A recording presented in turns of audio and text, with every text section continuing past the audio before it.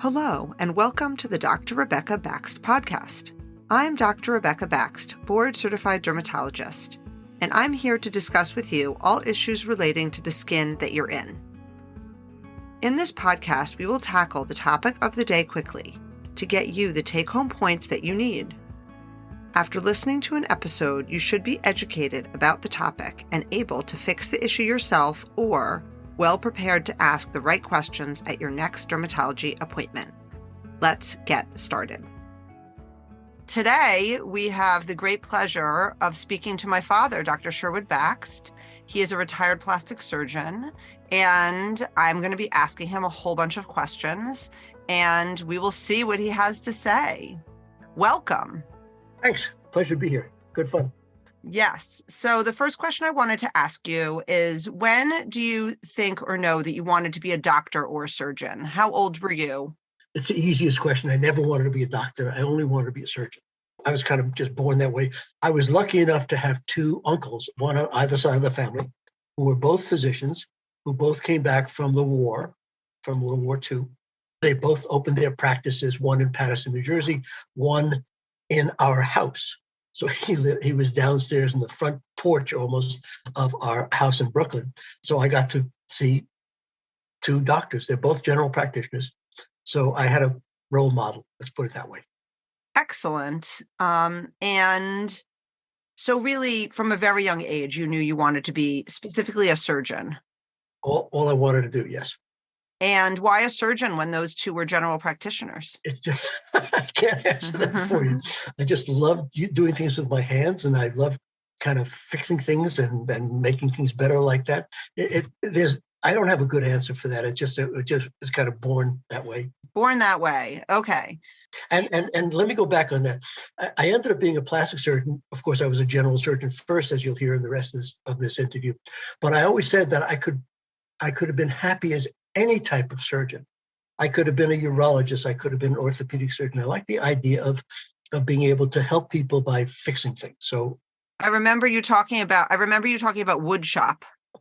I guess I always enjoyed with my hands. In grade school, in those days, the boys did wood shop and the girls did home ec.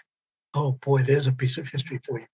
And so in woodshop, and so at graduation, you remember this story, at graduation, 8th grade graduation, I'm the firstborn son and I'm a big deal. Oh my God, am I a big deal?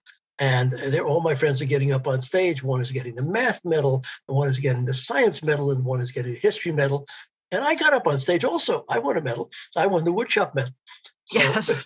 not exactly what my parents were planning on, but that's the way it worked out.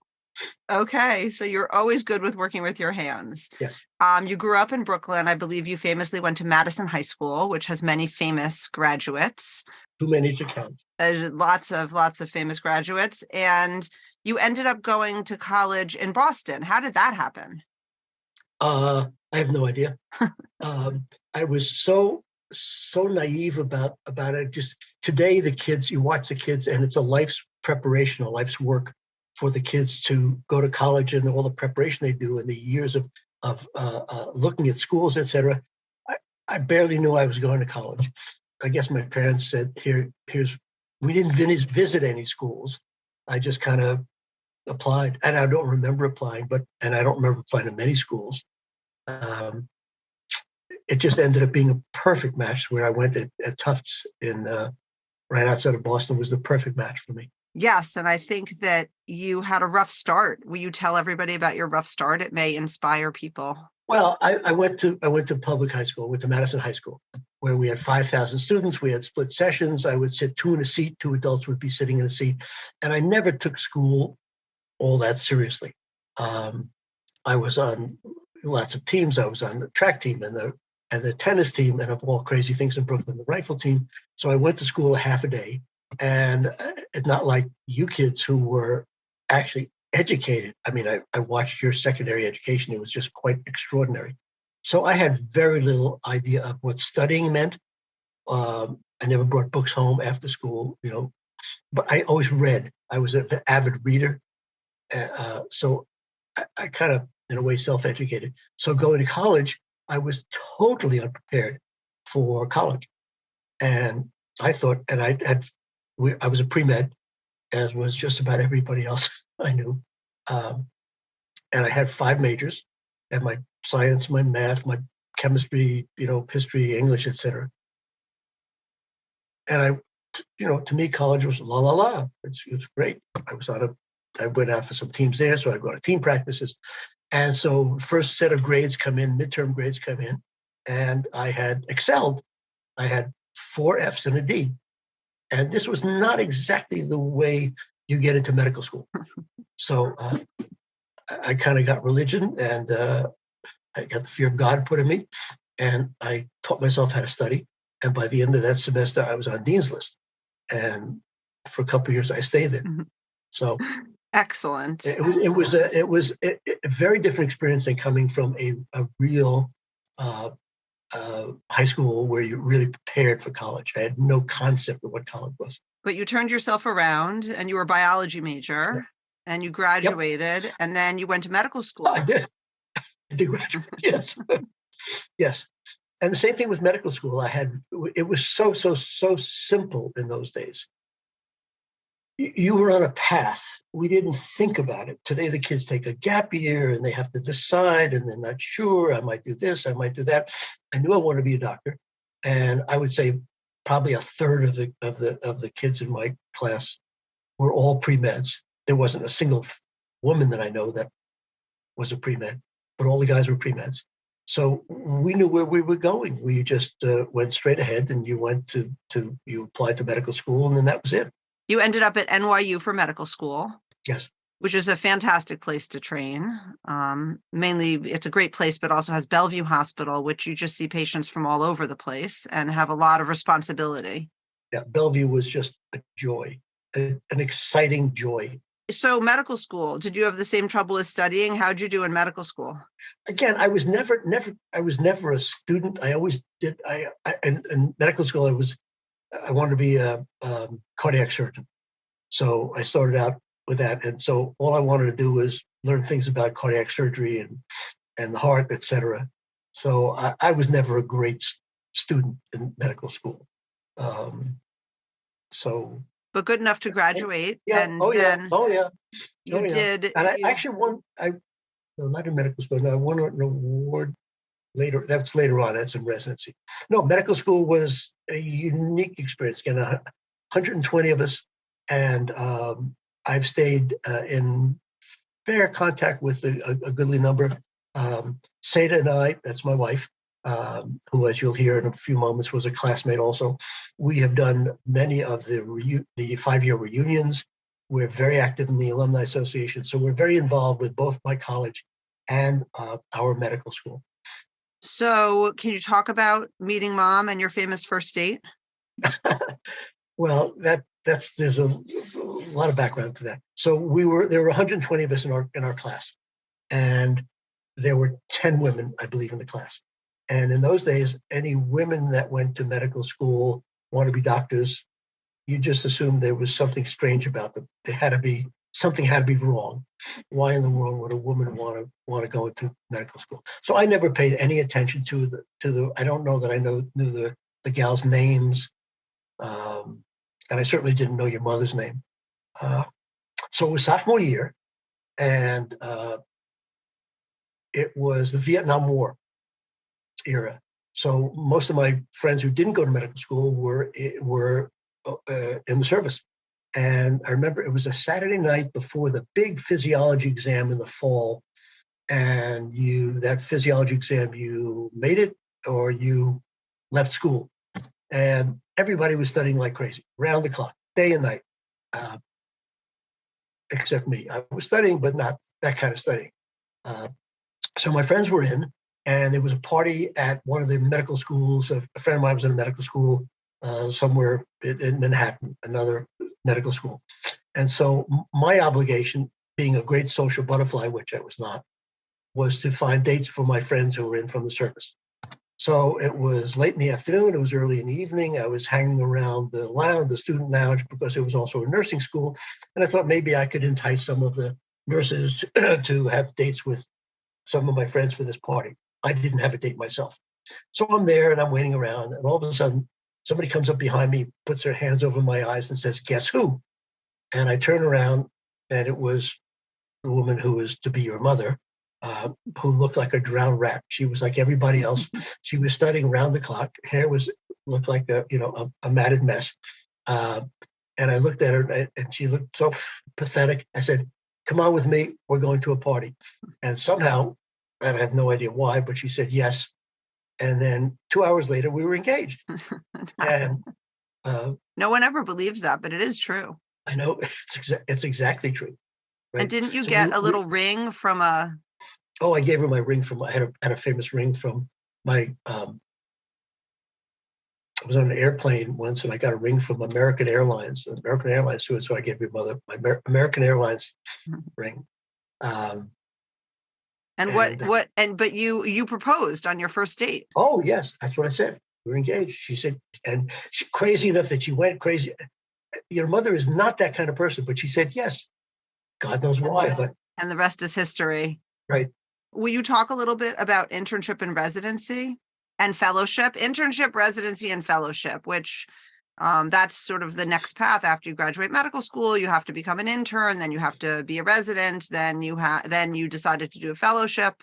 Well, medical school itself was the second 2 years, the clinical years, and they were just so exciting. And we worked in Bellevue Hospital, which I can't imagine a better place in the universe to train as a doctor. We had great attendings, and you had an unlimited number of patients. And our patients were multi-system disease patients. They were poor people. They were immigrants. They were from the Lower East Side mostly. And they came in with not one disease, but they had several diseases. Everyone was sick. That was in medical school, because I'm going to come back and revisit that.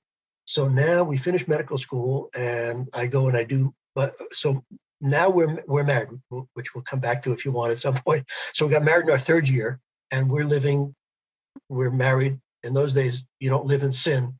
You wait till you get married. So we were married and then living in an apartment right across from the school.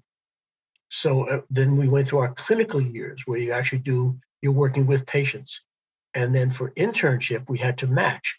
So if we're going to be interns, we want to try to match, at least be in the same city or the same area. So we both ended up at Kings County in Brooklyn, which was the Brooklyn equivalent of Bellevue Hospital, another phenomenal place to train. And your mother was a pediatric intern, and I was a surgery intern. We had an apartment in Brooklyn, but we rarely got to see each other because you're working 24, 36 hours straight through around the clock. And sometimes I knew your mother was home because she was wearing saddle shoes in those days. And I would see a pair of shoes under the bed, so I knew that she had gotten home and changed her clothes. But we were like ships in the night passing through internship year. Then residency, stayed on at Kings County and did her dermatology residency there. And I went back to Bellevue to do my surgery residency. I had finished my internship. So now we were commuting. So now we moved again. So we moved from an apartment in Brooklyn to an apartment on the Lower East Side. And your mother commuted across the bridge, the Brooklyn Bridge, and went to Kings County. And I would commute up to Bellevue from the Delancey Street area up to the 30s, up to Bellevue. So now I'm a first-year resident at Bellevue. And an amazing thing happened during that program. Bellevue was always a very, very good training program. But a new person came in as chief of our department, who could have been the most famous surgeon in the country, because he ended up being the president of the American College of Surgeons. That was Frank Spencer, who I considered my mentor, and I just loved the guy. And he was a cardiac surgeon himself. Went along with what I wanted to do, which is to be a cardiac surgeon. So in those days, residency and internship was basically round the clock. There was no such thing as going home. If you had patients that were sick, you stayed. And it was usual to work 36 hours in a row, off for about 12 hours, and then back on again. And so it was a little different. We got paid enough so that we qualified for Mitchell-Lama housing, which means subsidized housing, which is we were poverty level in those days. So we lived in an apartment in the Delancey Street area. So I do my internship. I'm a first year resident, second year resident, and so I still wanted to be a cardiac surgeon at that point. And then I get a chance to rotate through the various other specialties. You rotate through orthopedics, through urology, et cetera. And I did my rotation through plastic surgery. And plastic surgery at Bellevue was just wild. It was all the reconstructive stuff. We have all the gunshot wounds and the knifings and the car accidents and the industrial accidents from all over New York City. Everyone came to Bellevue. Every policeman, every fire person, if they were injured, they always wanted to come to Bellevue. We were the best in trauma. So I got to see the plastic and reconstructive side of plastic surgery. Everyone thinks of plastic surgery as just, cosmetic and glamour stuff, et cetera. But I saw and we did hand surgery, head and neck cancer surgery, et cetera. Absolutely fell in love with it. Probably one of the reasons I did is I got a chance to do a lot of surgery myself, way ahead of time, way ahead when I was very good with my hands. Now we get back to the Vietnam War. So why am I not in Vietnam? Because in those days you had a deferral. If you were a resident, you were deferred from going into the service. I was already, by my second year of residency, I think I was in the Navy. I was already in the Navy. I was a commissioned officer in the Navy. And coming out of Bellevue, you were really well trained, and I was all set to go in and running a MASH unit in Vietnam. So at this point now, I started out going into cardiac surgery. I wanted to switch to plastic surgery, and you needed all kind of special deferments and changes, et cetera. And it was very, very hard to get it changed because they wanted us. We were the prime candidates to run the MASH units in Vietnam. And so now I get towards the end of my residency, and I love teaching. One of my real joys was teaching. So once I decided I was going to be a general surgeon, a plastic surgeon, I no longer had to do a huge number of the standard cases that a general surgery resident would do. So I always loved not handing cases down, but teaching cases down to my residents that were training under me as I was a more senior resident. So I got a big kick out of teaching surgery as much as I did out of doing surgery. So at this point, it's getting to the end of my general surgery residency, which is 5 years, internship plus 4 years of general surgery residency. And now I want to switch over to plastic surgery. Very, very hard to do. At that point, let's see, you were already on the scene. You were born already. And now, getting the years a little bit confused here, your mother was pregnant again with your sister, with Kiara. Mm-hmm. And that's when she had her accident. Mm-hmm. I won't go into the details of that accident, but Seda had a very bad accident, took 16 units of blood, was in the hospital for 4 months, and basically a car accident. She was hit by a car while on the sidewalk and was then basically in the hospital on and off for a year. And we weren't sure she would walk again. 1972 into 73, actually. I'm finishing up in my general surgery residency. That's why I'm going back and circling back around this.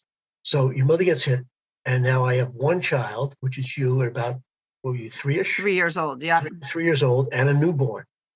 And I was able to get a hardship deferment and not go into the service as long as I could get a plastic surgery residency. And it was already way late to be applying for this thing.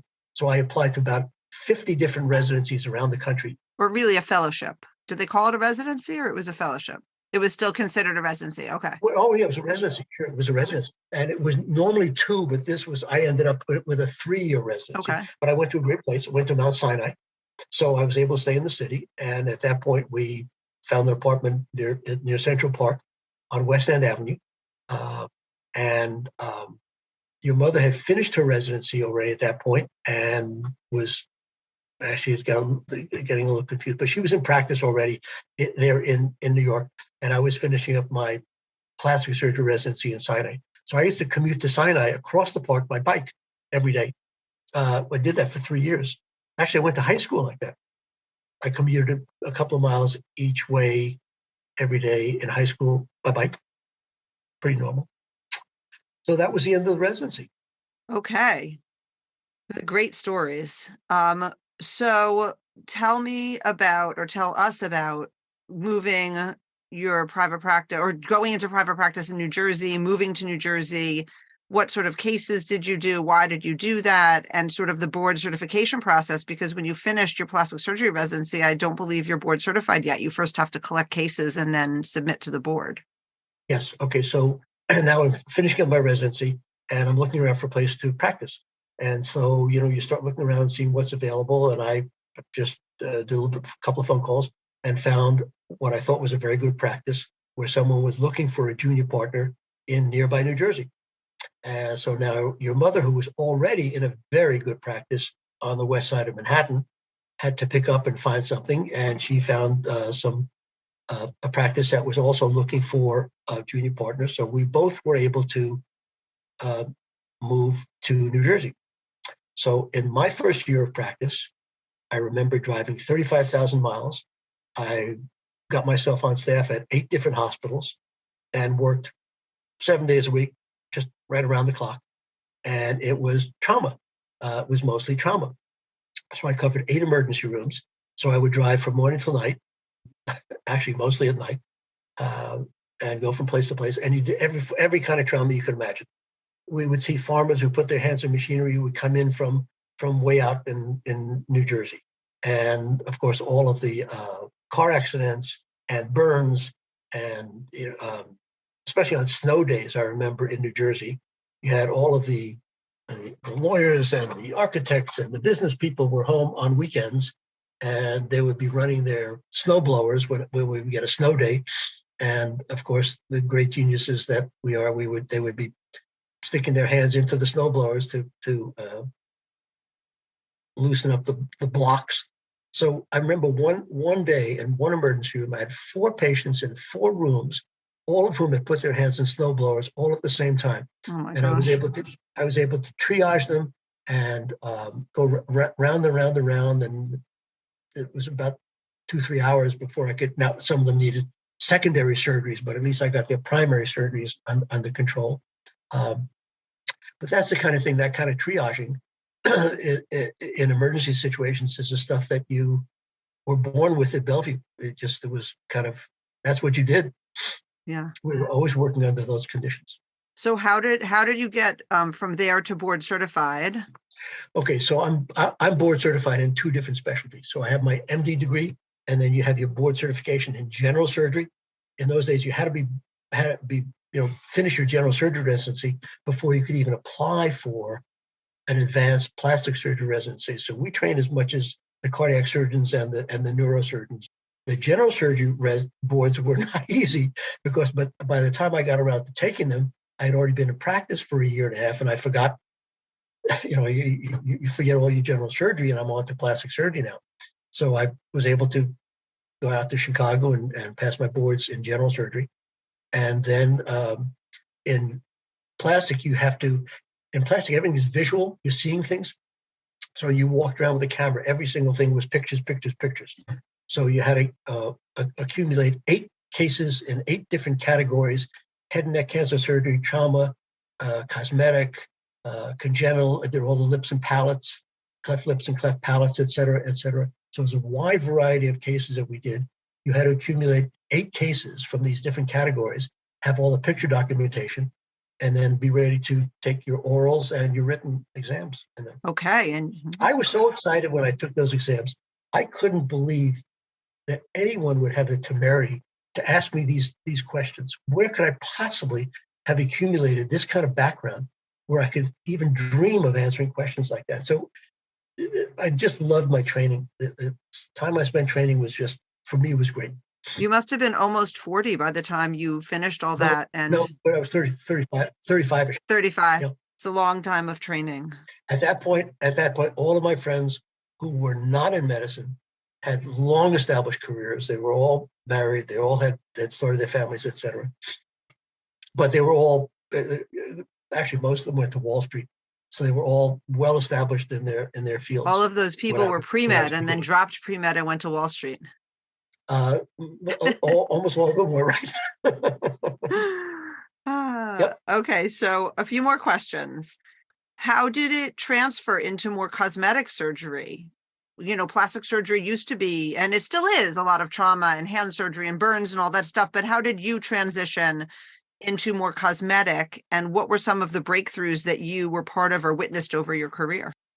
Your mother and I were always involved with lots of other things. We always kind of were able to compartmentalize, and we did other things. We did various business ventures and real estate ventures, etc., while running our practices.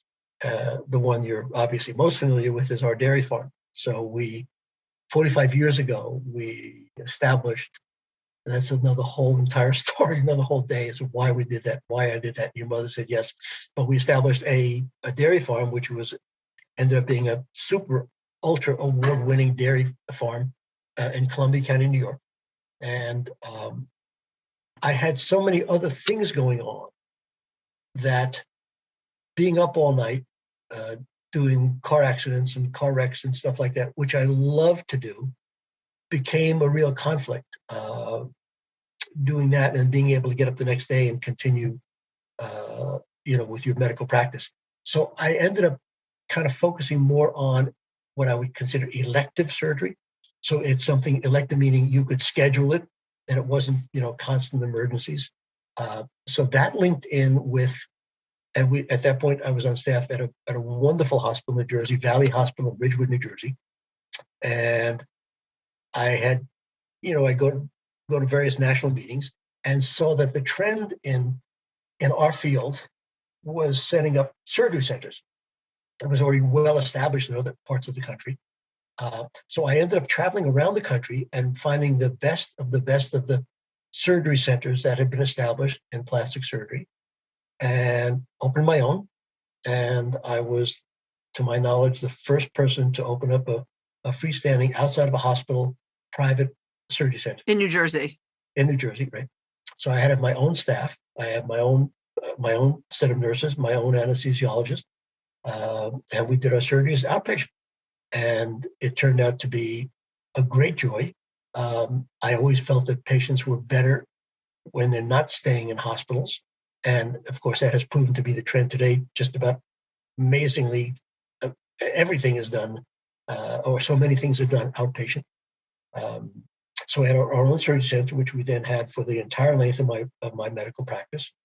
So the next part of that question is, where did things go from there? So now I started, again, focusing more and more on elective surgery and had time to do a big real estate development in South Carolina.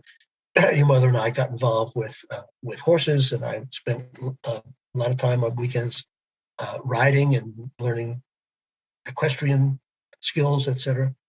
So it was really a lifestyle change, really, as time went on. But you know what what we jumped over and we should go back to is the opening of the joint practice of plastic surgery and dermatology, which was also sort of unusual and never done. So can you talk about that a little bit? Your mother did her dermatology residency, and so she went out we both went out to New Jersey, and she went in with a group dermatology practice, and I went in as a plastic surgeon. And as you stop and think about it, of course, we're both dealing with the surface of the body, the skin and et cetera. And it took a lot of persuading and a lot of cajoling, but I convinced your mother to go into practice with me. And so there we were. We had our first combined practice, and it was wonderful because so many of the things we did were overlapping back and forth between plastic surgery and dermatology, and back and forth. And we always prided ourselves in seeing patients, and if it was something that they came in on one side of the practice that would really do better on the other side, we sent them to the other side, and vice versa. To our knowledge, we were the first people in the country who set up a combined practice of plastic surgery and dermatology under one roof. And today it's de rigueur. It's pretty much standard. Lot of people do that, or there's a lot of overlap between the two fields. We would actually go around to various meetings and lecture on the benefits of putting the two practices together. So we then spent 45 years or thereabouts practicing together under the same roof, in the same space, every day. I tell that story to some of my friends or people who didn't know us, and you see the blood would just drain out of their face. They said if they had to work with their wife in the same space, that would be it. They would be in for homicide or some such thing. I was wondering a bit about practice, a couple of things that you can sort of just answer all together. What were your favorite procedures, if you had any? How was running your own operating room? How was it working with a spouse who was also a doctor? That was very rare. Where do you begin a question like that? Did you have any favorite procedures? You really liked everything. I loved being a surgeon. I loved all aspects of it. So remember, for years, my practice was mostly reconstructive and trauma and hands and burns and lots and lots and lots of nights. Those are the days, believe it or not, there was a day before seatbelts. Before seatbelts, you have a little accident and you're right through it sounds pretty ugly, but you're right through the front of the windshield. And there were lots and lots of nights spent putting people back together after episodes like that. So I love my trauma because it was a continuation of what I did so much of at Bellevue and even during my plastic surgery residency. And then again, as I transitioned over to more elective type surgery, I did the full range of cosmetic stuff.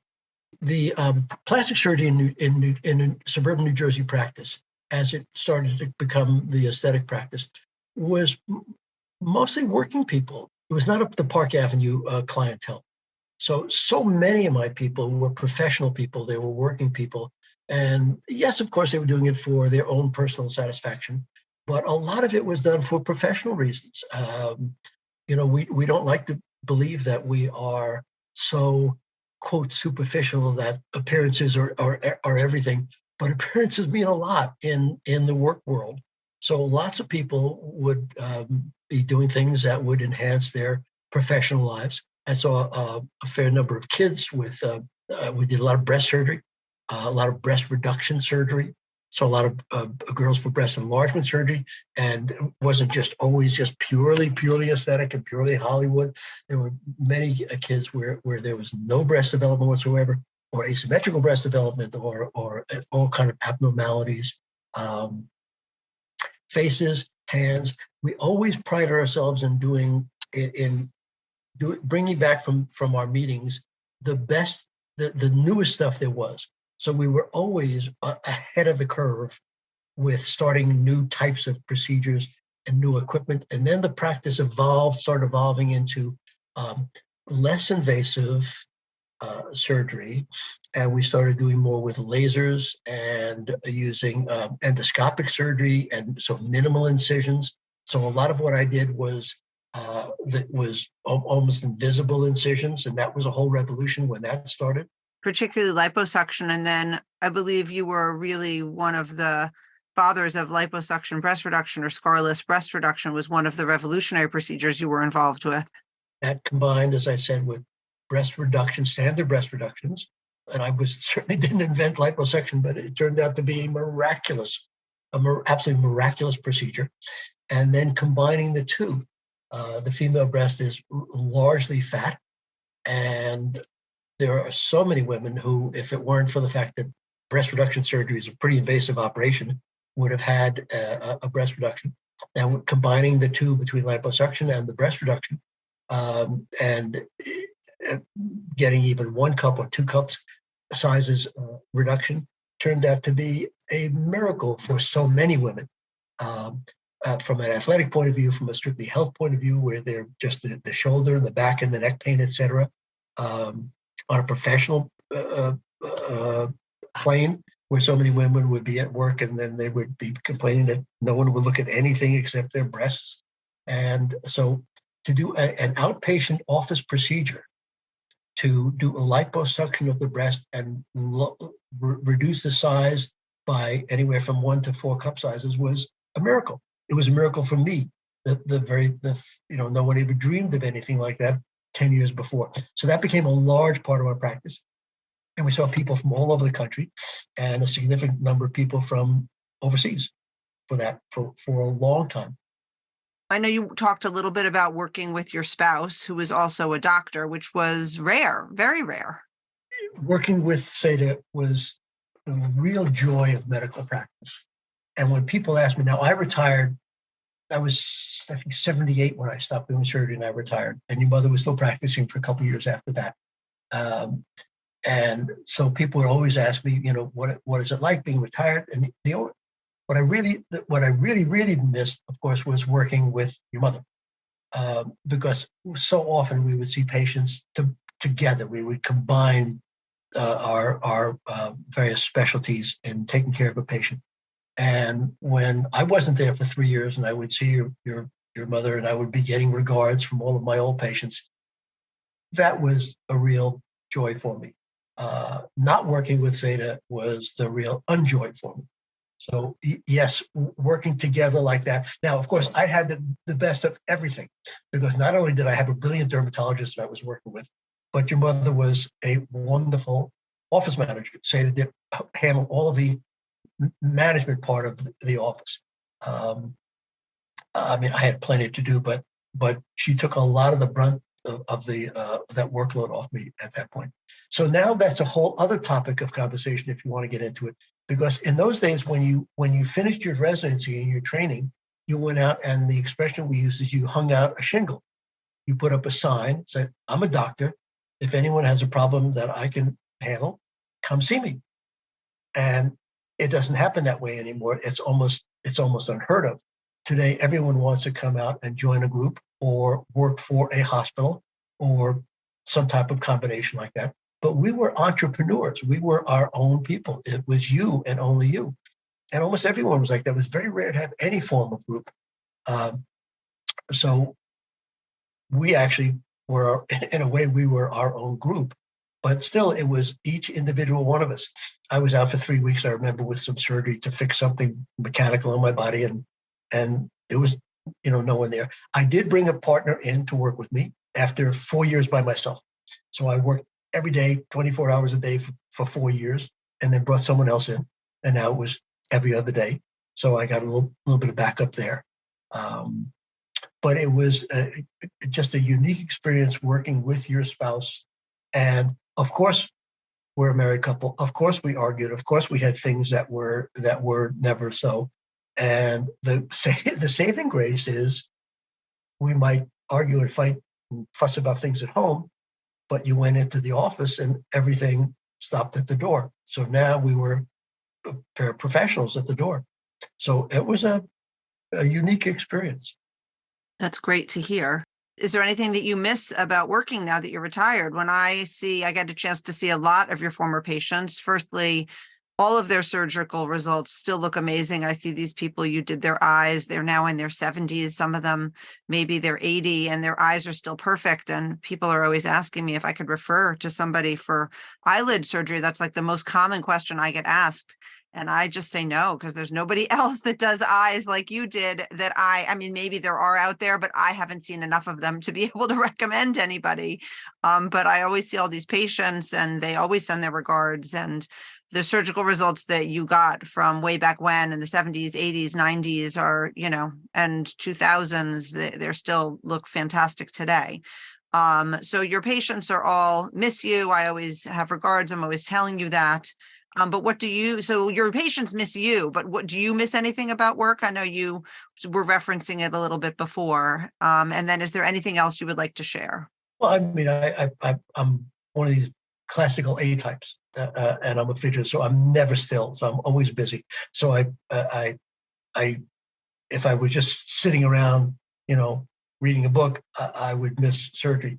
I made the transition to not being a doctor relatively well, because at that point I was already an established farmer. We had a farm. I was busy with the farm. I was dealing with my horses, etc.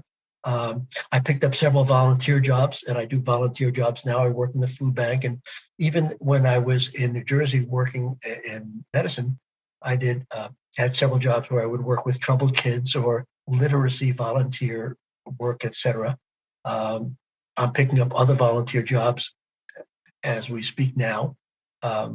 So that keeps me eternally busy, and I love it.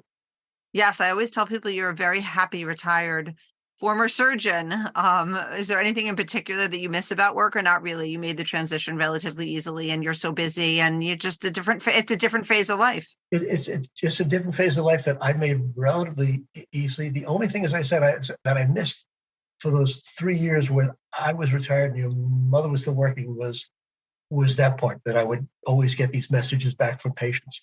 So I missed the patient contact. I mean, that's the reason you became a doctor in the first place. It'd be different if you were a pathologist or something like, or a radiologist, where what we did was all intimate hand-holding patient contact stuff. So yes, I missed that, but as I transitioned over, it's even almost hard to remember back to it now. It's just such a different phase of my life. Yeah. All righty. Is there anything else that you want to share with the listening public, or that you want to discuss?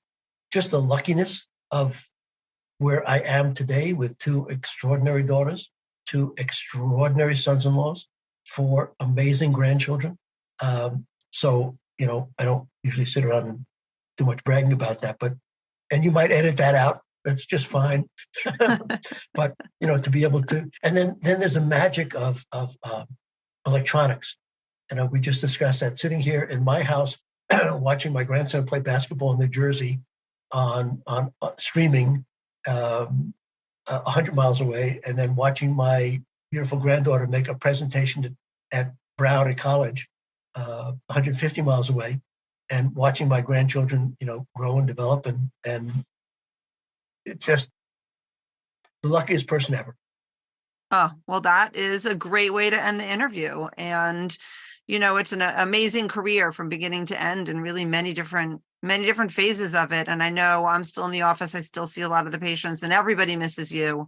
And everybody always sends the regards. And I know we have those private conversations, but I think a lot of people will be very happy to hear this interview and hear your perspective on your career. And thank you for sharing. It's been a lot of fun. Thank you. Thank you so much for joining me today on the Dr. Rebecca Baxt podcast. I'm Dr. Rebecca Baxt, board-certified dermatologist. I hope this episode was informative about the skin that you're in, and that you enjoyed listening. If you found this podcast useful, please give us a 5-star rating wherever you get your podcasts. It helps others find us so we can help them too. Just a caveat to remember, this is not medical advice, and please see your dermatologist or doctor for questions pertaining to your specific situation. I look forward to talking to you again in the next episode.